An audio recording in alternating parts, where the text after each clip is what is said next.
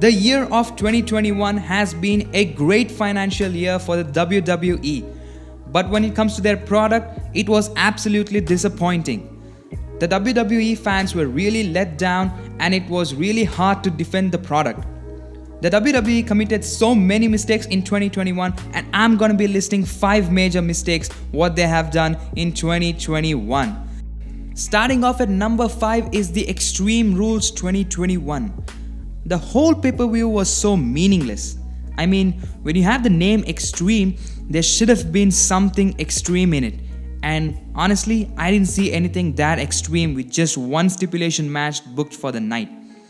The matches did deliver with some good wrestling, but there should have been more stipulation matches and it would have been better.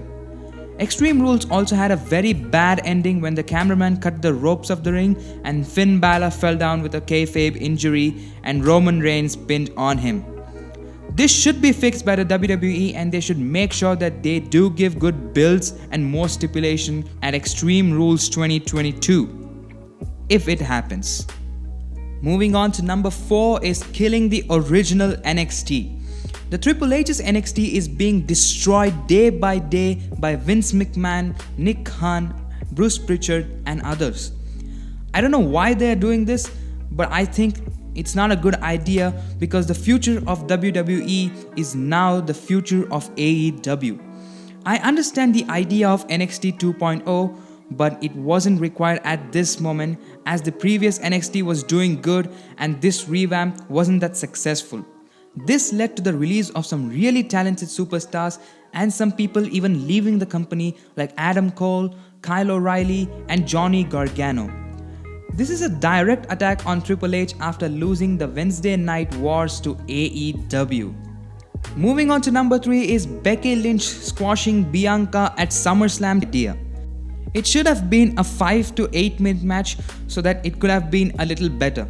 And because of that, Bianca lost a lot of momentum and now she's just doing nothing big.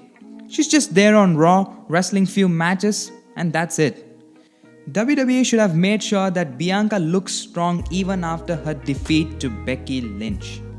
Now this is a huge disrespect to a prestigious championship.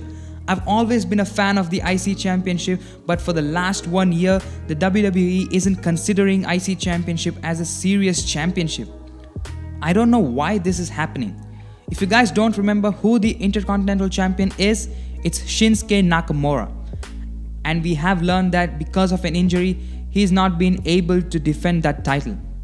That's okay, but the IC Championship hasn't been defended in a pay-per-view since last year's WrestleMania 37. It's almost a year now. That's what I was talking about.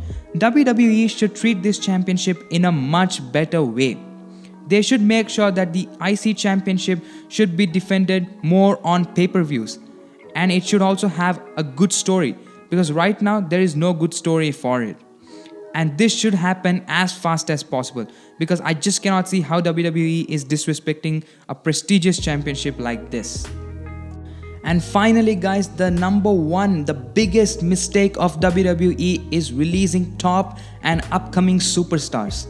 WWE released more than 80 superstars in 2021 and gave the reason of budget cuts. I don't think that's the only reason why WWE released so many wrestlers. I feel it's good to cut down your roster a bit and make it better, but releasing so many people made the roster very thin. This has just wiped out some of the really talented superstars who could have led WWE in future, like Karrion Kross, Aleister Black, John Morrison, Keith Lee and many more. And some who were in their prime and could have done a fantastic job for WWE were Braun Strowman, Bray Wyatt, Samoa Joe and many more. This hurt me a lot and I just really feel sad for them. So more than budget cuts, I feel WWE doesn't have plans for some people, so they let them go. And it's Nick Khan and John Laurinaitis who are responsible for this.